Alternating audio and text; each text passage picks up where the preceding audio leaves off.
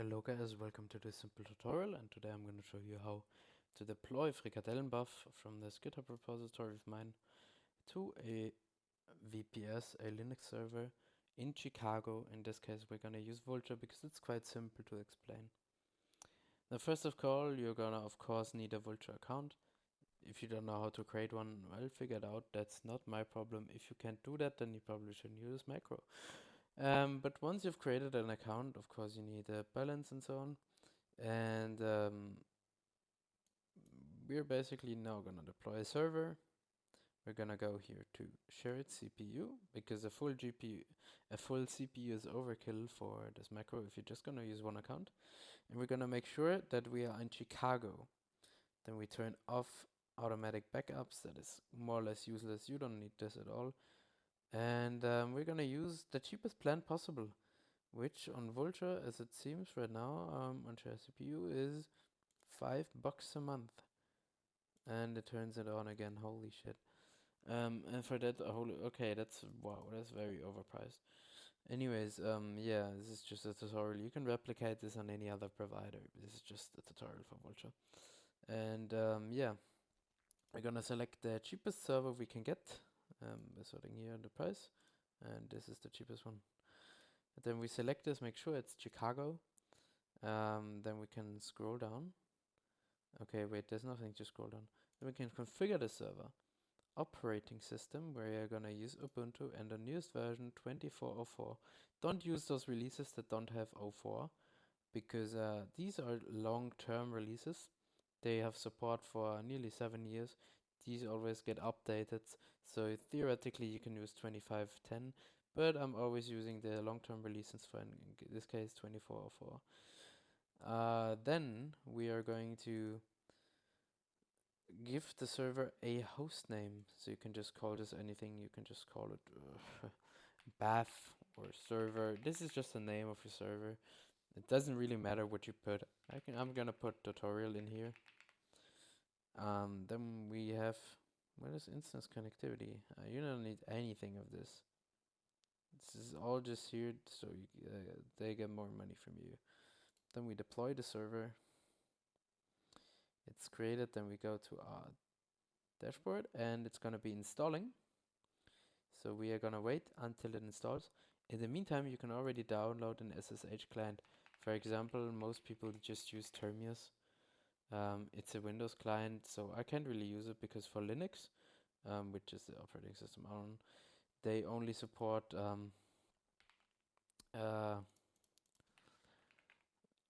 Ubuntu, and I don't have Ubuntu, so I can't do anything with this. If you were to go here for Windows, you can just download the exe, run it, and so on. But I use a different SSH client, but it works the same. So we're gonna wait until the VPS installs, and once you have the SSH client installed, you can open it. I'm on Linux here using Remina, so let's just put this right here. And then we're gonna create a new connection. And we have to make sure there's SSH, but this is all via the port. Via Terminus, it's a lot simpler. We're just going to use SSH here. The username for more or less any VPS, if you don't change it, is root. This is the administrator user, so theoretically it's better to disable that user and log in with a regular user. But for the average guy that just uses a macro on their server, this shouldn't be of any relevance if your account isn't worth 100 billion coins. So we're just gonna go with a root user. We're gonna get the credentials here once this fully installs. Which we're gonna get the server and the password, which is both decided by Vultr. We can change it later. But for now, we're gonna have to use this for our first login. You could theoretically also use an SSH key. You can set that up via Vultr. But then you would have to do this across all your devices, and if you use like a phone and a laptop and maybe a computer, this is not very convenient. So here we can see the IP address and the password of the server. So with the IP address, we can put that here into the server. It's going to be very similar to Vultr. It's called host maybe. And then we're going to use a password here that Vultr supplies us with. And we're going to put that into password. Then we're going to call this, I don't know, BAF. And then we're gonna save it, and then we can also connect to it. So here we have the terminal of the server, and what I always, oh my god, why isn't this properly? Okay. What I always recommend doing first is typing into your terminal apt update and apt upgrade -y. So your server is up to date, but I'm not gonna do this for the sake of this tutorial because it's faster to not do it. But I always strongly recommend this because if you don't have the new security updates, your server might be at the risk of any security breaches and vulnerabilities. So anyways, what we do first instead is changing the password, because of course the server password is gonna be compromised, even though I'm gonna delete the server because I don't actually use Vultr. But it's an okay VPS, you can use it. It's not special. I mean, most Chicago VPSs are more or less the same. So we're gonna do the password command, and then it asks for our new password. So then you just put something in here. I'm just gonna put password in. Oh, okay. You can't put password in.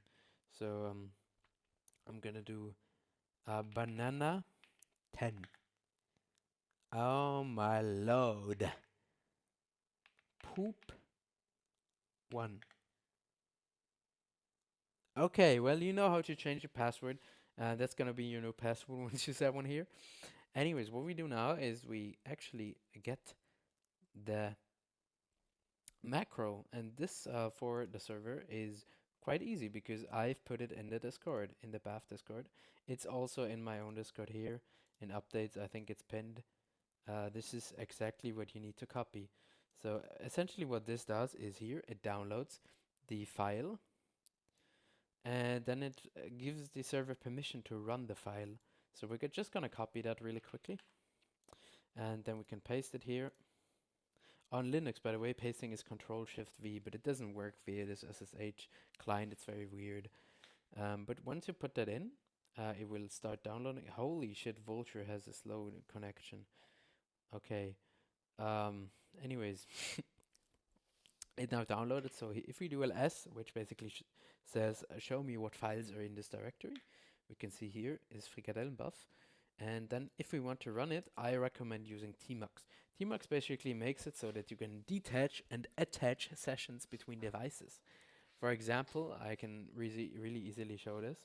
I think we also have the main thing here open. We could theoretically just open another session here to demonstrate this quite easily. If we do here tmux new session -s, we call it BAF. This is the name. The S just means new session. With the name BAF. Then we have the new session here, and we can run frikadellenbuff here. So what you can do very easily is just you do // and then the name of the file, which we know from ls that it's frikadellenbuff. So what I like to do is just tap tab, and then it automatically fills out the rest of the file. Theoretically, you can also rename the file to make it easier to launch. For example, you can just move it to a different name. We can also do the tab, and then we do the new name. I like to call it frikadelli. And then here you have the new file named frikadelli. So if we launch frikadelli here, it asks us for our in-game name. Now I've prepared an account, but this is gonna be a bit hard with my password manager. So I'm just gonna open a browser session on another window so you can see it. And I'm really quickly gonna get the name out of it. It's Barley Duckwater. Then it asks us if we want a webhook. This is for Discord. So if you want a webhook, you can more or less just get it set up here. You do a new channel. Then you call, I don't know, BAF. And then you can create a webhook here on integration. So if you go to the channel settings, this is your own server, integrations, you can create a webhook. And then we do yes here. And then we can put in the webhook URL. So we're just gonna paste it, Control-Shift-V. If you're not on this weird client, then it sets it up. Now it gives us a Microsoft link to log in. So this is also very weird because usually you can just click on it or do control click on it. But for my SSH client, it's again very weird.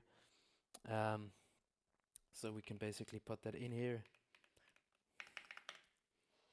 and then log in. I don't have to show you how to do this. I'm just gonna do it on another screen really quickly.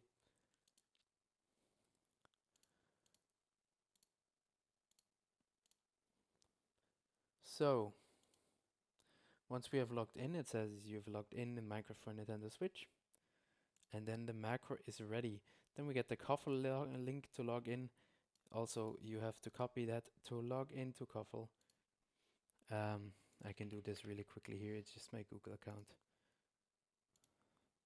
Now we get a few weird errors, but you can ignore those. It's very weird. I also haven't verified my account, but now I'm gonna show you the config. Bazaar flips are very buggy too, but I'm gonna fix everything. Don't worry about it, guys. So now we have a new file here. We have the configs and we have the logs. The logs folder basically it just shows you your logs. So if you get banned, if you have any issues, you send me the log latest.log or the log that the issue occurred in, and I will try to fix it. If you don't do that, I can fix it. Now here we also have the config. Now I'm gonna have to blur this Kuffle session here. This is the Kuffle session. I'm gonna have to blur that because else you can log in with my Kuffle account. So we have multiple options here. We have the WebGUI port. I don't know if this is relevant. I don't even know if the WebGUI works right now. But I'm gonna add one in the future at some point at least. Now we have flip action delay probably does nothing. Command delay, I don't know, it delays commands I think. Bet spam click delay, this is just how long it waits between each click for the bet spam. Right now that's 100 milliseconds. You can only click bets 5 times in 500 milliseconds. So use that wisely, and it's also tick based, so like 125 probably rounds up to 150, or you will have 2 clicks in 1 tick. I don't know. No, not 1 tick. I don't know. I wouldn't play around too much with it. Bet multiple clicks delay. I don't even know what it does. 0 is crazy. Anyways, these are the Bazaar settings, but right now Bazaar is a bit broken, so I recommend turning it off. But if you want to test it, it's good because I need testers for it, else it will never be fixed. Auction flips, of course, they work fine. Bet spam, you can turn that to true or false. I would recommend putting it to true because I think it doesn't buy bets if you turn it to false. So I recommend setting this to true. Use Kuffle chat, yeah. Auto cookie is the time in hours that a cookie gets bought. So if you put 48 and you have 50 hours of cookie left, it will not buy a cookie upon startup. But if you have 33, it will buy a cookie on the Bazaar. I would leave these true and default. This is just how long it lists. This is if you can enter stuff in the console. This is proxy. Now proxy support is also not really in right now.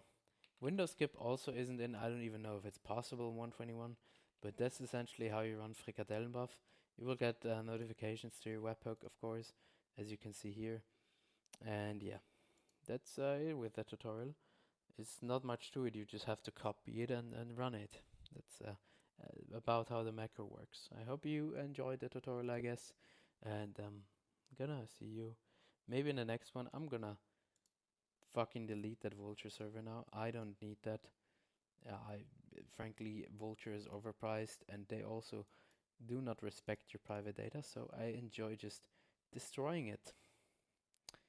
And then I like to delete it here in my SSH client because it's a bullshit server. But I didn't want to like get a Cloud Fanatic for a month for a tutorial because then I would be wasting money here. I just paid a cent and it's gone. Yeah, that was it. Goodbye.